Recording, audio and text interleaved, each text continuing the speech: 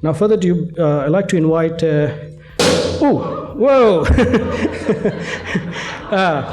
Right. Wake up. Les, this is a perfect welcome for you because, you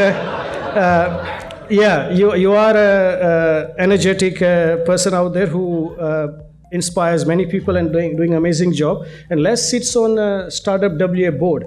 Now, startup is not just about co-working space, right? Startup is about culture and culture of supporting each other, helping each other, collaborating and being out there for each other. So a couple of years ago when I was starting a system called Aboriginal Trust Management System for Prescribed Body Corporation Edward Title Acts, I didn't know where to start, where to go. And I reached out to Les, and Les was happy to share all the information, give all the connections, guide through and everything. And he truly represented what the startup culture should be, that you are there to assist and help each other, not just have a co-working space and then call it a startup. So I think Les truly represents that culture which our city requires here. So Les, thank you for everything and coming and joining us.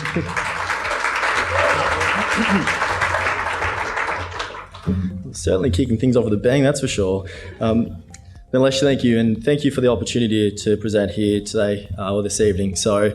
But firstly, I'd like to acknowledge the traditional custodians of the land upon which we meet, the Noongar people on Noongar Budja. And that's important for me as a Gumbangi Ngari man. The Noongar people here have looked after me and my family, originally from the mid-north coast of New South Wales in the fire-ravaged town of Port Macquarie. So firstly, thank you.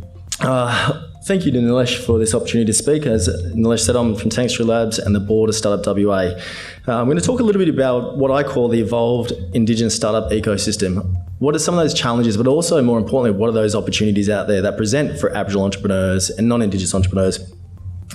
The Indigenous startup ecosystem is a growing, exciting, emerging and engaging ecosystem that has been driven primarily at a grassroots level. There's been significant growth, particularly in the last 12 months, at really a local level. And we have a number of Indigenous startups working not just in tech, but in a number of various fields and sectors, such as Virtual Chemo, a VR-based platform, Pearly, a dental tech AI-based company, and Dreamblocks, a blockchain cryptocurrency-based Indigenous startup. But some of the challenges that we're facing and seeing in this space are just recently, 660 Indigenous kids finished school last year. Only 10 were enrolled in software engineering or computer science degree. And that's really important because how we do business will change. For the next 10 years, 44% of jobs will be automated or potentially be automated. And tech and STEM have the power to be and have an equalising effect of opportunity on Aboriginal people.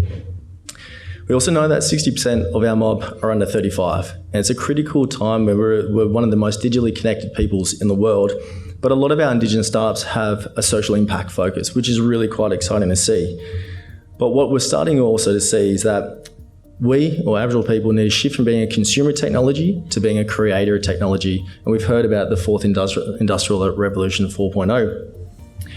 How we do that, there's some significant opportunities out there. And we've all heard of the Indigenous procurement policy at the Commonwealth level, the Aboriginal procurement policy level, Aboriginal procurement policy at the state level, and also the Raise the Bar initiative from Business Council of Australia just recently, injecting close to $5 billion into this space within the next 5 years.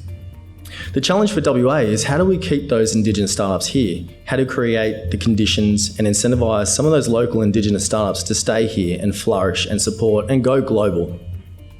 Particularly given the significant investment from our eastern state counterparts, particularly New South Wales and Victoria, with programs and initiatives such as Indigitech, Ngami and Narramili and Barry Yemmel. It's critical to see the non-Indigenous space being a key or playing a key role with Indigenous startups, not just Indigenous business, but also Indigenous startups. And that's where we see moving forward some of the work that we're doing, the board of Startup WA, and creating the Aboriginal Startup Working Group. We're one piece in the puzzle. We are all here one piece in the puzzle of how we create and continue the good work that's been happening in Indigenous startups, particularly over the last 12 months, and from programs such as Dream Summit backed by people like Shelley at Generation 1. In addition, is that how we facilitate corporates, government, and also Indigenous startups to co-collaborate, co-design. But I also think, believing there's three key things, what I call the evolved Indigenous startup ecosystem.